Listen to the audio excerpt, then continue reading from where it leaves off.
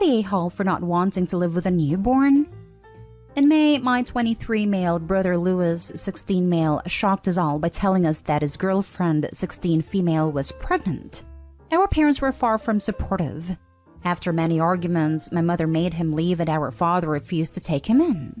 Since last August, he has lived with me and my housemate, Alex, 23 male. He doesn't pay rent, but will pay me for groceries. In January, the baby was born.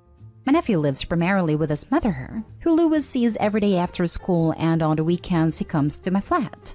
This was not something Louis ever asked me about. He just turned up with a baby, and it has been a nightmare. He cries all throughout the night, keeping me and Alex up. He smells rancid and spits. He causes more washing up than we've ever had to do before, and there are no benefits to having him in the house. After a month, I decided that this has to stop. Louis will have to just spend a few nights a week at his girlfriend's house to spend time with his son, but he can't keep bringing him to mine. He was unhappy, but reluctantly agreed. Despite this weekend he turned up with a baby. Again. He attempted to smuggle him unnoticed, but his crying alerted us to his presence.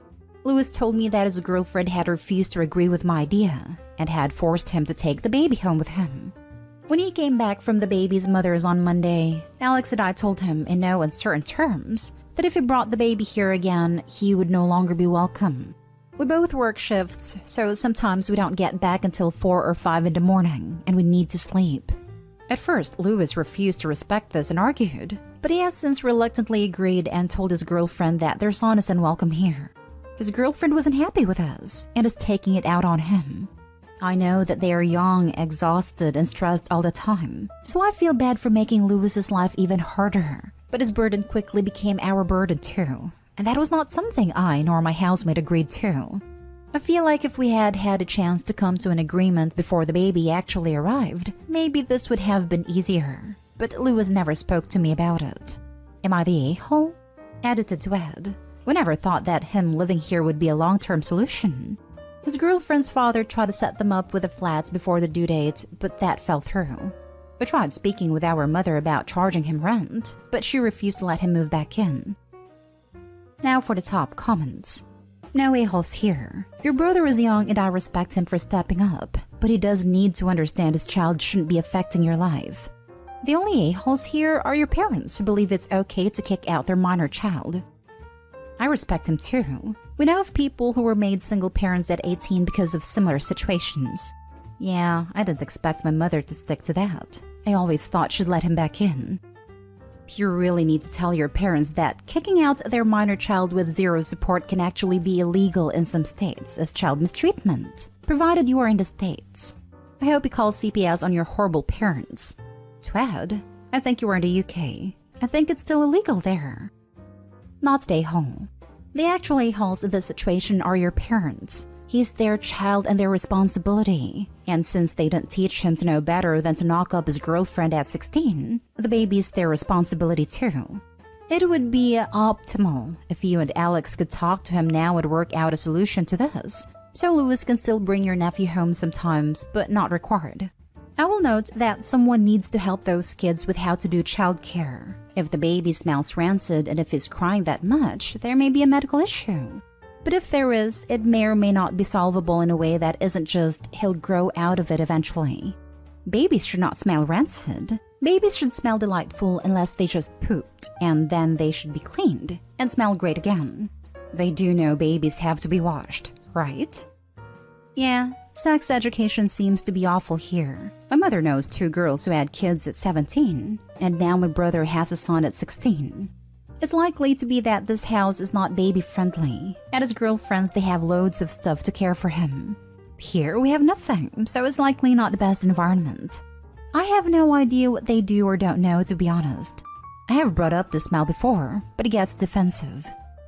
Not stay home. Louis and his girlfriend should have considered that termination or adoption would be more practical solutions, not to mention using contraception correctly, or getting the morning after pill if there was an issue. I hope he's being decent enough by having Louis live with him. The baby is not his problem. It is especially not his housemate's problem. Next story is titled, Am I the a-hole for favoring my daughter over my half-sister? Hi, So, quick context. My dad remarried when I, 40s female, was in my 20s. Dad had a daughter, Kaylee, with his wife, who also had 2 older kids. Around that time, I was setting up my family and had my older daughter, Charlotte, a couple months before Kaylee was born. I was not very involved in his family. We would talk a couple times a year, exchange Christmas cards, but I didn't really get close to Kaylee. A couple years ago, my dad passed away, and when Kaylee was 16, her mom also got sick and passed. My stepmother's other 2 kids were still in college/young adults when this happened, so I was approached to take care of Kaylee, as I was the most settled in life, had a house, job, and 2 kids. Truthfully, it wasn't something I really wanted to do, but she would have otherwise ended up in the system. My husband and I took her in and have always treated her the same as our daughters. She got an allowance, extracurriculars, and tutoring when necessary. The only issue was that we had 3 bedrooms. Charlotte was uncomfortable sharing with a stranger and chose to bunk with her younger sister, so Kaylee got a room to herself. My girls didn't complain and have always been welcoming to Kaylee. It was always planned that when Kaylee turned 18/graduated high school, she would go to her other siblings and perhaps attend college there. However, she asked to stay an extra year with us due to wanting to move in with her boyfriend here and needing to save up. We agreed, but decided to fix up our basement into an apartment for Charlotte so she and her sister would finally have their own space. When Kaylee found out about the apartment, she was upset that it had not been offered to her and her boyfriend. We discussed the room situation, and I thought it had been settled. However, she recently moved out suddenly, leaving only a note stating that we clearly didn't think of her as being part of the family. I feel pretty horrible, but I'm wondering if I was an a-hole. Not the a-hole. You took in a teenager you didn't want nor had an obligation to. She got her own room in your house, fed, clothed, schooled, and provided for. When she, on her own, decided she wanted to stay longer, you agreed. Making up a room/place in the basement is logical if your girls are growing and need some space from each other, and you suddenly have a prolonged house guest who had her own room. Your half-sister seems a little entitled, frankly. She's definitely entitled, but I hope Obi grants her some kind thoughts. Though Obi was more than good enough to her. Definitely not the a-hole and certainly did more than most would have. She was a teenager who lost her family quite suddenly and was shoved into another house where she didn't fit in. I can't imagine how that feels. Not the a-hole. You are under no obligation to take in a boyfriend. The apartment is not showing favorites. Kaylee needs to take on full responsibility if she wants to play house with her boyfriend. If she was your eldest daughter, I would say the same. No boyfriends in my house. Go ahead and thumbs down Reddit. My house, my rules. No boyfriends in my house. I would like to know when it became a requirement to house someone's boyfriend. Opie took in her half-sister who she didn't have a relationship with. Your children who would have had their own rooms now have to share. Your family made sacrifices for this girl that you truly didn't have to. Her sense of entitlement is a bit much. She is an adult. I know that I'm going to get downvoted for this, but Opie's allowed to choose her daughters over her half-sister. Although I really don't think that is what is happening in this situation. Kaylee needs the reminder that Opie's her sister, and at one point her guardian. Guardian and mother are not the same thing. Opie provided Kaylee with a home and made her feel like one of the family. However, feeling like one of the family does not mean feeling that your sister should treat you the same as their actual children. Those are different types of love, not day home. Not day home. Charlotte has shared a room for 2+ years with her younger sister to give Kaylee her own space. Kaylee was always planned to move out at/around 18, so I don't really see how Charlotte getting the downstairs apartment is unfair. You were nice enough to take a stranger into your home, clothe, house, and feed them until a predetermined time. I'd call you saints instead of being ungrateful. Next story. Am I the a-hole for being angry with my husband and mother-in-law for choosing the name for our daughter? I, 28 female, and my husband, 28 male, are expecting our first child together. Our daughter's due date is approaching, and I'm feeling very nervous and anxious. My husband and I decided on naming our daughter Anne after my grandmother. I spent most of my childhood and teen years with my grandparents. I was extremely close with my grandmother, and was devastated when she passed away in 2016 from lung cancer. We live close to my grandfather and visit him on a daily basis, and it means so much to my grandfather that we are naming our daughter Anne. My mother-in-law and I are cordial when we get together. My husband is her only child, and she feels like since I stepped into his life, their relationship changed. He is still very close with her, but he doesn't visit often because of the pregnancy. Mother-in-law invited us over for a small dinner party, and I thought it was going to be a pleasant evening. When we sat down for dinner, my mother-in-law turns to me and says, "Your husband and I spoke this past week, and he told me that you were going to be changing her name to be after me." I could feel my anxiety level rising and said, "No, we were still planning on keeping her name to be Anne, right?" I gave my husband a look and he doesn't say anything. My mother-in-law makes a face and says, "Well, it seems like husband is not on board with her name." I finished eating and told husband that we were leaving. We get into the car and husband tries to apologize. I told him that I was angry with him for not discussing with me, and even more upset with mother-in-law. Mother-in-law sent me a few text messages regarding my behavior that evening, and hopes I will change my mind. Am I the a-hole for being angry with my husband and mother-in-law for choosing the name for our daughter? Now for the top comments. Not a-hole. I don't get why you're acting like they made a definitive choice. Your mother-in-law can say whatever stupid crap she wants. That doesn't mean you have to listen. I'm really disappointed by how your husband is behaving. This exactly. The baby hasn't arrived and the name isn't on the birth certificate. Therefore, Opie and husband can sit down and discuss things. Just because mother-in-law says whatever doesn't mean that's the way it has to be. Not a-hole. It is completely unacceptable for your husband and a third party to decide anything about your child without consulting you. If you let this slide, in any way, I bet your mother-in-law will think she can run your life and decide how your child is raised too. Put your foot down as hard as you can. Quit reading this and do it now. This. You need to send a clear message to mother-in-law that you and husband are a couple and will make your own decisions and she cannot overrule you.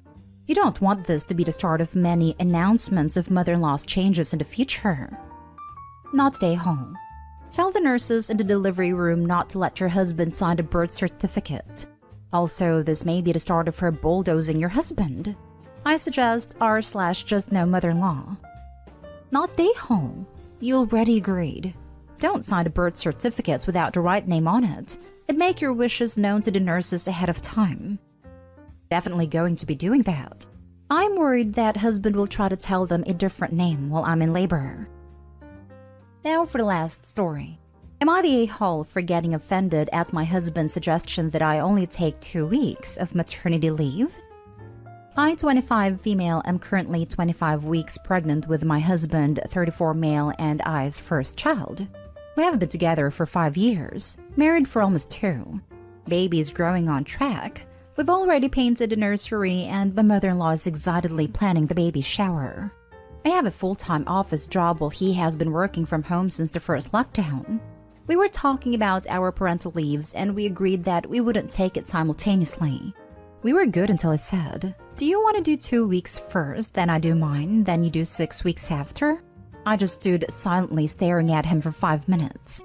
I told him I think he's being ignorant and selfish. He said, "What? I don't know how long you need to recover." I don't even know why we're still talking about this. He works for an international company where they get 3 months paid paternity leave. Meanwhile, I work for a small business which only offers 6 to 8 weeks of unpaid maternity leave. He has been anticipating his paternity leave since I got pregnant because he sees it as an opportunity to seriously start looking for another job. He has been with the company for 9 years and has been feeling burnt out. Lately, his frustrations have been compounded by his new manager being difficult.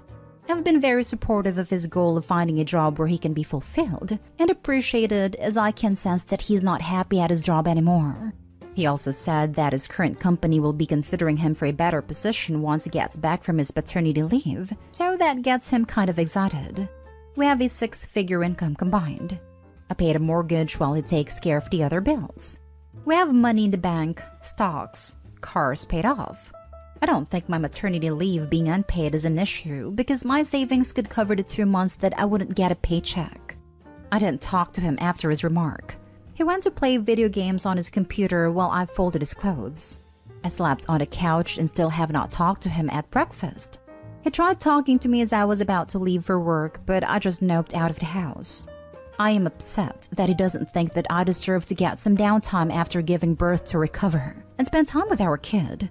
I feel like he thinks growing an entire human being inside your body and then having to push that baby out is not a big deal.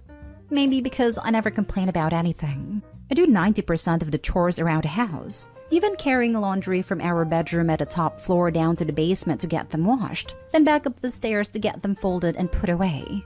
I feel like my in-laws are more concerned about my well-being than he is. My father-in-law even bought us a litter robot, so I won't have to clean after our cats. My family lives a few continents away, so I don't have a huge support system here. Not stay home. Your husband is woefully mistaken about what is possible during a paternity leave. First off, where I live, what you are getting doesn't even qualify for maternity leave. It's what's considered medically necessary leave to recover from childbirth. Is your husband even aware that he will be providing full-time care while he's off? Because it seems like he thinks this is a free vacation and not a responsibility. Absolutely. Well said. Is he prepared for the commitment a 2-week-old baby needs? Yes. They sleep all day, but come sunset? Wow. When do we tell him about the witching hour? There is no way a doctor will medically clear her for 6 weeks anyway, no matter how committed to baby care he is. I don't understand why he isn't taking his leave concurrently with hers. It is way easier to tag team overnights the first few weeks. We did this so that each of us got an unbroken 4+ hour stretch of sleep each. Not stay home. So you are the one who is going to push the baby through your V, but you only get 2 weeks to rest? And then is going to take 3 months of paternity leave and take that time to look for another job. Who is going to look after the baby and take care of the house while you work? It looks for a job and potentially goes on interviews. And why on earth are you folding his freaking clothes while he plays video games? You're going to be a single mother really quick. Not stay home. Does your husband think paternity leave is a vacation time for him? Who is going to be watching/taking care of your child during this time? He'll be playing video games and looking for jobs online while she does everything.